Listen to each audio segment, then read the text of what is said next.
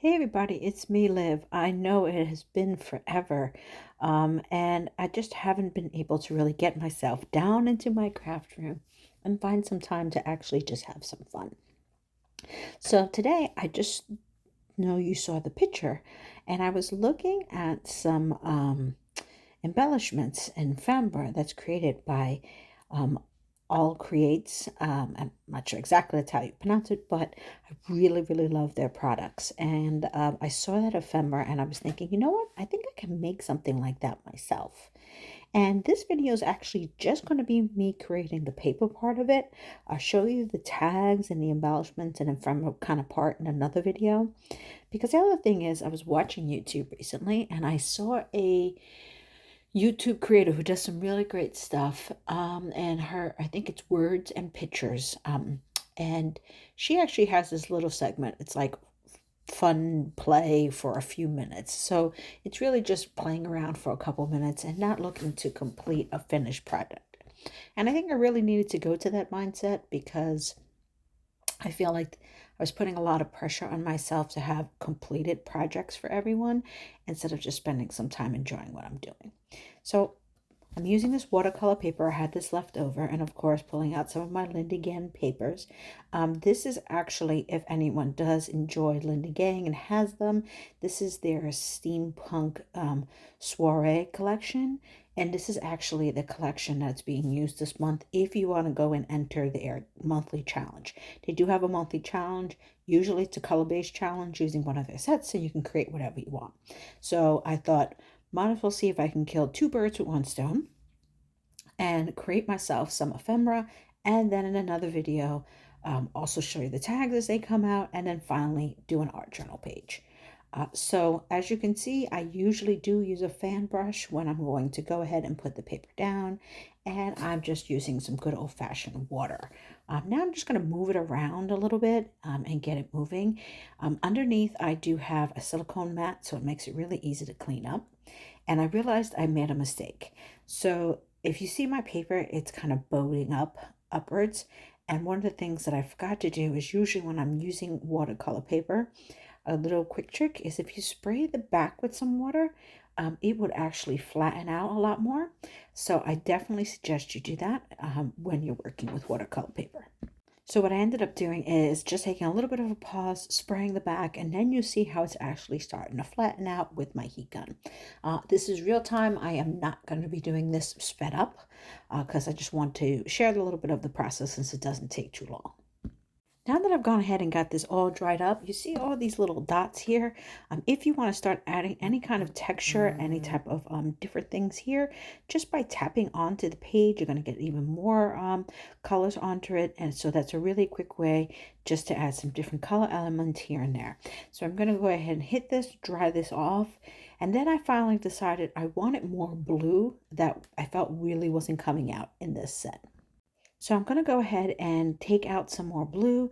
You're going to see there are some white spots. I'm still trying to learn to embrace white and open spaces, but someday I'll get there. But instead, I ended up going ahead and putting some more blue down in some of those open spots so I can fill up the color there.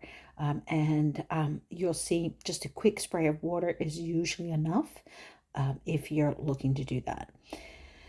Again, putting it all around wherever you want. I found here I actually wanted the color to concentrate somewhere in particular, so it is completely fine to pull out a good old-fashioned paintbrush and just get it dabbed into the areas that you want instead of tilting the paper back and forth if you want something a little bit more exact. So you'll see I am going ahead and doing that here to kind of get this to move and spread the way that I want. Also wanted to start adding a little bit of color to the edges of the paper to kind of firm that up. So now I pretty much have it the way I want it. You see I've kind of gotten some lines here and there, gotten the color moved around. So I think there's a lot more blue than there initially was when I started this. I'm going to hit it again with the heat gun, and now let's move on to actually getting some different types of textures here without it being too thick.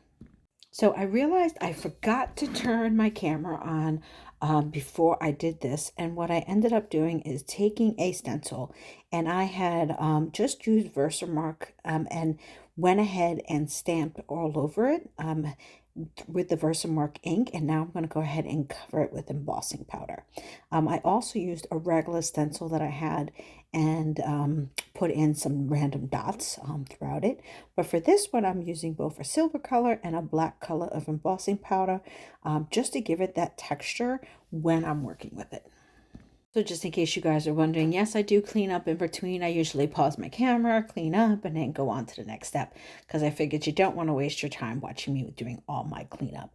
But you can already start seeing how beautiful this is. Now, this is also a stencil by All Creates. I think everything I'm using in terms of stamps is going to be from their company, as well as the stencils. Everything that I'm using today is from them. So I'm just going to show you a little bit of the snippets of using the heat gun because I want you to just see how beautiful and shiny this ends up looking with both the black and the silver. I think especially the silver embossing powder is so nice and really has a great sparkle. That's one of the things I love about when I use embossing powder is just how shiny and rich it ends up coming out looking like. So here's the finished so far of all the embossing powder. Gonna hit it with just a little bit of some white paint. This is Delusions Inks white paint spray. I just usually just splatter it. Good old-fashioned paintbrush is all I really do there. And that's what it looks like so far. It is so pretty. I'm absolutely loving it. So now let's just get onto some stamping. I'm just going ahead and using my VersaClear inks. I think they work really well on these type of mediums. So again, this is just a stamp that I have in my collection. I will look to see if I can put all the different numbers of the stamps below, so in case anyone is interested in purchasing them. I get my stamps from pretty much all over. I tend to buy my All Creates either from Spectrum Arts or sometimes actually from All Creates themselves because they have a good sale and free shipping at times, even though they're an international company, or Joggers are usually the main ones that I get most of my stamps from. So hopefully you guys enjoyed this really quick video just going over how to simply create your own type of background paper here using stamps, embossing powders, and Lindy Gans ink, and a little bit of paint splatters. So be sure to check out video 2.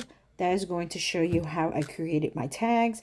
And then finally, I am going to use some of them in my video 3, which is an art journal page. So thank you guys so much for watching, and I hope to guys see everyone soon. Bye-bye.